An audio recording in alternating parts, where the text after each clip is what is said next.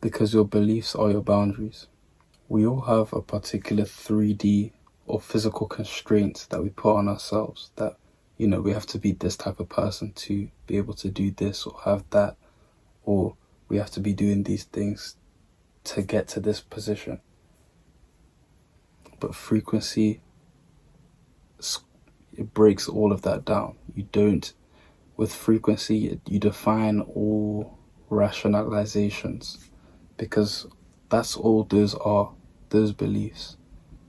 All they are rationalizations, man-made, by the way, and anything made by a man is made with a limitation upon it. You have to start thinking from the God mind, thinking like God, thinking like the infinite, remembering who you are, remembering that opportunity is in abundance, if you choose for it to be that way. If you don't believe that God can do it for you, if you don't believe that you can do it, you can't do it. And if you believe that it will be a complex process, then that's how it's going to be. You have to tell yourself that it's a simple process, that you can get to where you're going without all these physical constraints that you're placing on yourself. And like I said, first you have to identify these limiting beliefs to change them in the first place, and give yourself new unlimited beliefs, new expectations. Until you extend your beliefs, there'll be nothing to gain other than that limit. However, it's not enough to be delusional about this, right? To just tell yourself, oh yes, I can do this, I can do that. There's still beliefs embedded in your subconscious mind that are running in the background. Your subconscious mind is the manifestor.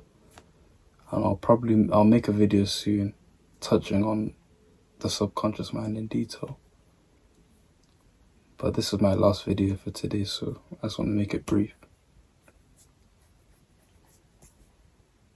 I might as well. So you have two minds, your conscious and your subconscious.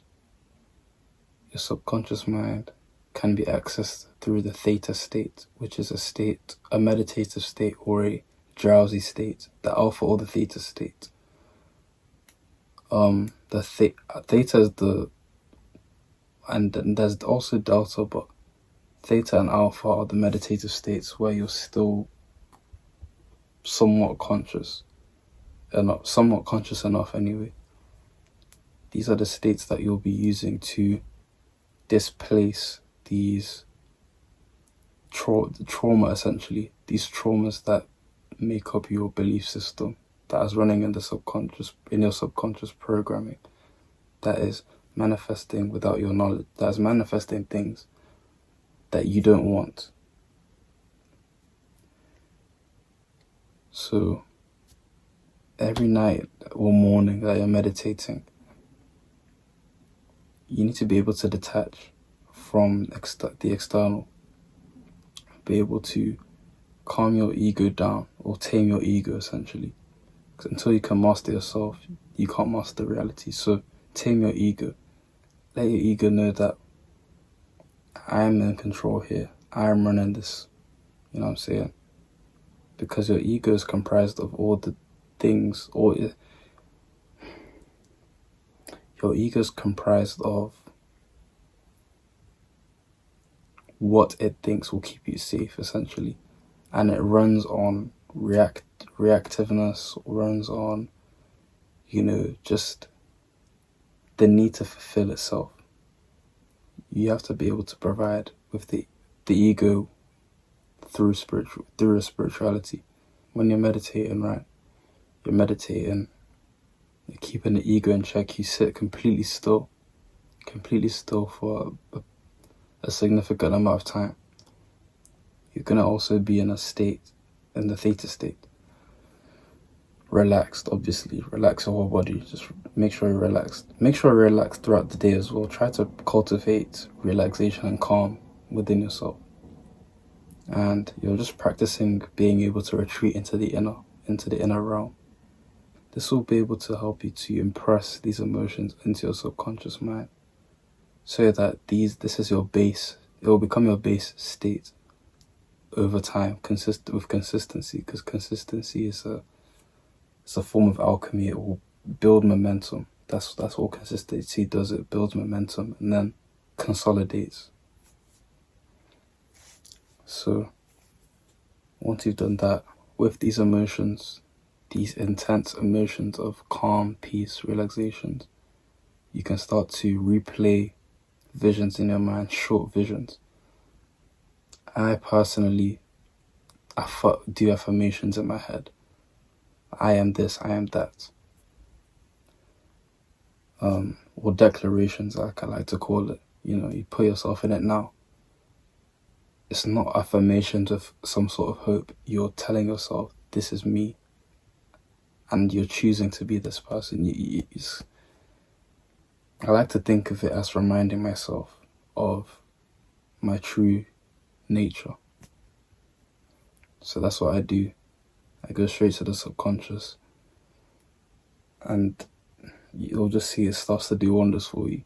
Come into the realization that energy can neither be created or destroyed. That principle of transmutation, essentially, that is true transmutation. To be able to display something, to use that same emotionally intense experience, which we call trauma, that same level of intensity, we transfer that energy into this new emotionally intense experience that we want to constantly be in. So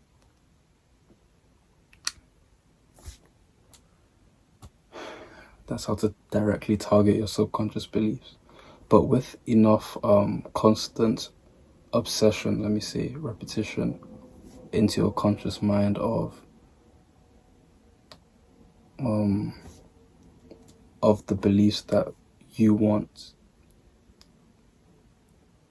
it's gonna stick. It's gonna come up as well during adversity, if you can stay aware anyway, if you can keep this information at the forefront of your mind. So choose the beliefs that serve you, because a lot of us carry beliefs of us that actually are very useless and it's like a handicap, you know what I mean? Why do we have these beliefs if they're not even serving us? Yeah, one thing I also want to stress is that being obsessed with what you want is an indication that you don't have it. Because the things we have, ultimately, we have them because right now we don't care about them, you know what I mean? Because we already have them. That is kind of the state you also need to be putting yourself in.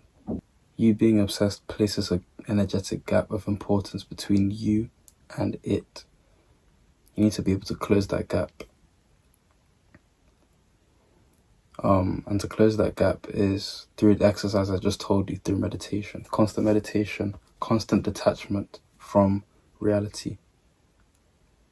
And one way to best detach is to constantly tell yourself every single second of the day that nothing is real except from what's in my mind. Or you tell yourself that reality is an illusion and the only thing that is real is what is in my mind. My mind makes things real. Or something as simple as that. My mind makes things real. So then when you do think these beliefs or have these visions that you want for yourself, you'll be able to detach from seeing it externally and be content with having it internally. In fact, you'll be able to experience that vision within you so intensely that you come to you enter a state where you don't even need it anymore, physically. Think about it, like the talent you have. You don't think about it, but you can do it, and it's a good thing. Something like that. That's just a quick example. But yeah. But that's one quick way to do it.